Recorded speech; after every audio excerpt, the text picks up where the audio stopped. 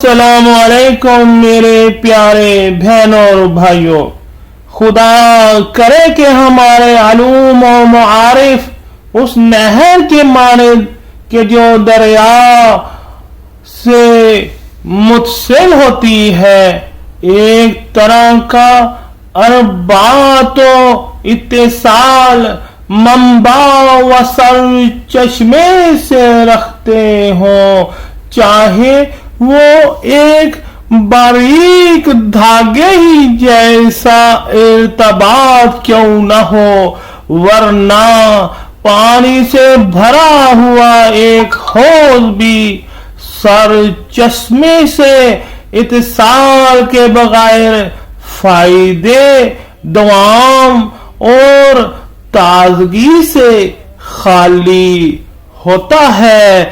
جو بلند و بالا جمال کا طالب ہوتا ہے، وہ کم تر اور پست تر کی طرف سے بے اعتنا ہوتا ہے۔ کیا خرا کے حجابات یعنی انسان اور خدا کے درمیان حائل پر دور اور معانے کو برطرف کرنے کے لیے کلہاڑی اور پھوارے کی ضرورت ہے؟ نہیں، بلکہ اس کا بہترین ذریعہ مثلاً نماز ہے۔ تو کیا ضروری ہے کہ ہم حالت نماز میں کلہاڑی اور پھوار اپنے ساتھ لے جائیں اور حجابات کے ساتھ نبر و آزمائی کرنے لگیں؟ خدا کے علاوہ کوئی ایسی چیز نہیں ہے جو ہماری مدد کر سکے۔ کل خدا کے سوا ہر چیز کو فنا ہونا ہے اور صرف خدا ہے جو کہ خیر اور ہمیشہ باقی رہنے والا ہے۔ اگر ہم راستے سے ذرا سا بھی منحرف ہو جائیں تو جنوں انس کے شیاطین ہم پر مسلط ہو جائیں گے۔ اگر کسی کو کامیابی و نجات کا راستہ مل گیا تو اسے آسودہ خاطر رہنا چاہیے کہ مقصد یہی ہے۔ ہم عملاً عہد کریں کہ راہ خدا میں رہیں گے اور اس کے برخلاف کا عزم و ارادہ نہ کریں اور گناہان صغیرہ کے قریب نہ جائیں۔ اللہ کی ہدایت اور بندے کے جہاد میں ہر ایک کے درجات ہوتے ہیں۔ اللہ کی ہدایت اور بندے کے جہاد میں سے ہر ایک کے درجات ہوتے ہیں اور بندے کے جہاد و کوشش کا ہر درجہ ہدایت الہی کے ایک درجے کا حامل ہوتا ہے۔ یہ بات بھی فریضہ پہ عمل کرنے سے تعلق رکھتی ہے کہ مجاہدات کی تمام قسموں کے ساتھ ہم قرآن کی بھی کما حق کا تلاوت کریں، اس طرح سے کہ ہر تلاوت میں پہلی دفعہ والی تلاوت سے الگ کچھ استفادہ کریں، نیز ہر نماز میں اس سے پہلے والی نماز سے جدا کچھ حاصل کریں، نہ یہ کہ بغیر کسی کمی و زیادتی کے باعث پہلے والے عمل کی تکرار کرتے رہیں۔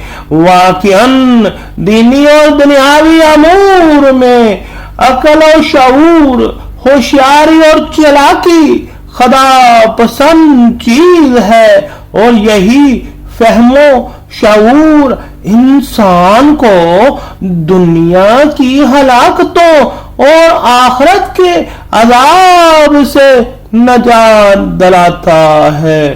جو کچھ بھی ہے وہ ہماری نااہلی اور نالائکی کی وجہ سے ہے۔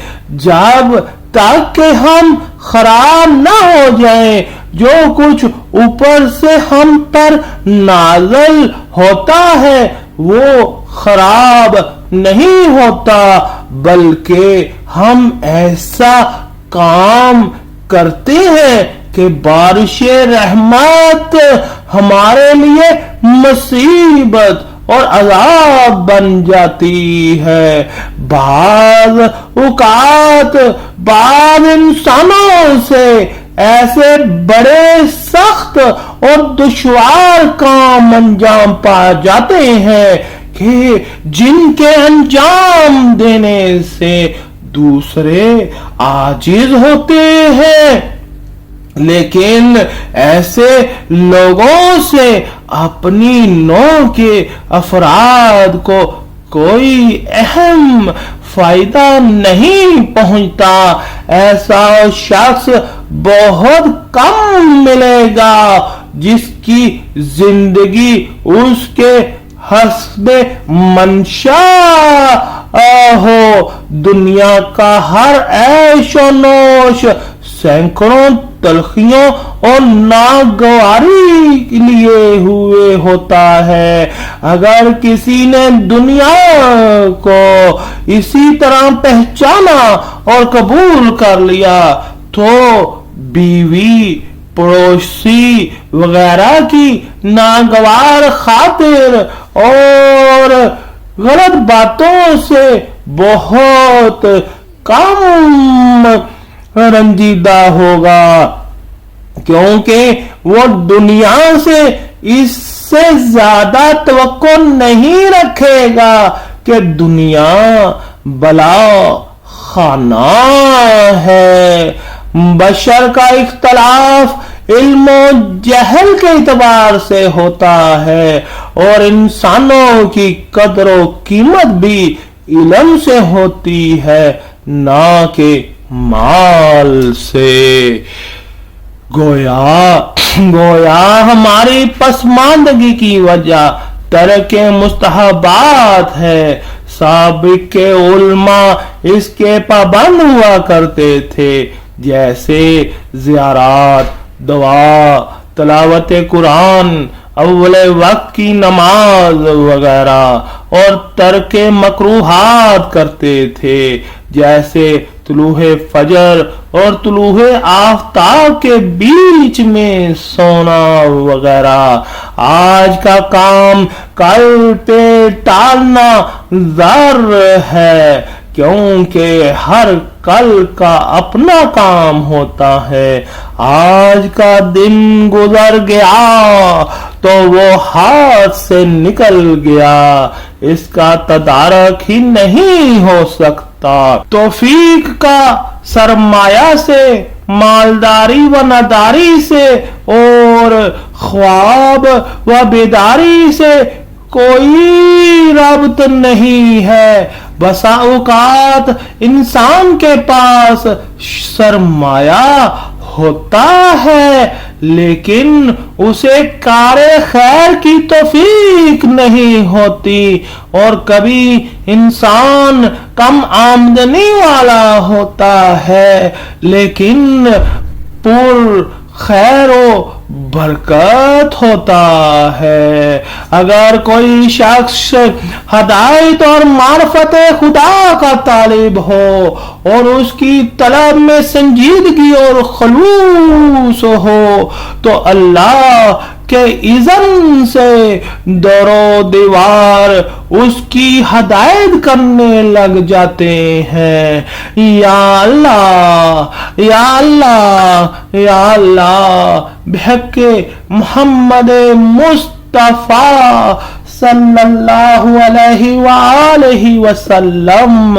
یا اللہ، یا اللہ، ہمیں ہماری معرفت عطا فرما, ہمیں اپنے پیاروں کی معرفت عطا فرما, ہمیں اپنی معرفت عطا فرما. یا اللہ ہم پر اپنی رحمتوں, برکتوں, فضل و کرم کا سایہ فرما. یا اللہ ہمیں ہدایت اور معرفت خدا کا سچا طالب بنا دے.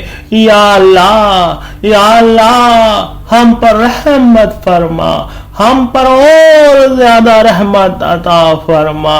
یا اللہ رحم کر دے, فضل کر دے, احسان اور زیادہ کر دے. یا اللہ